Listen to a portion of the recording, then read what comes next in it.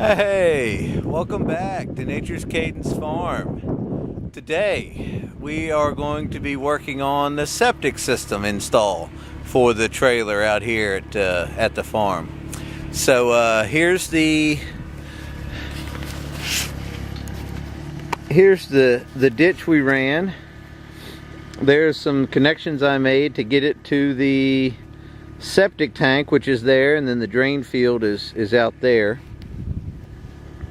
So here's the trench we dug, and that goes all the way up there to the trailer.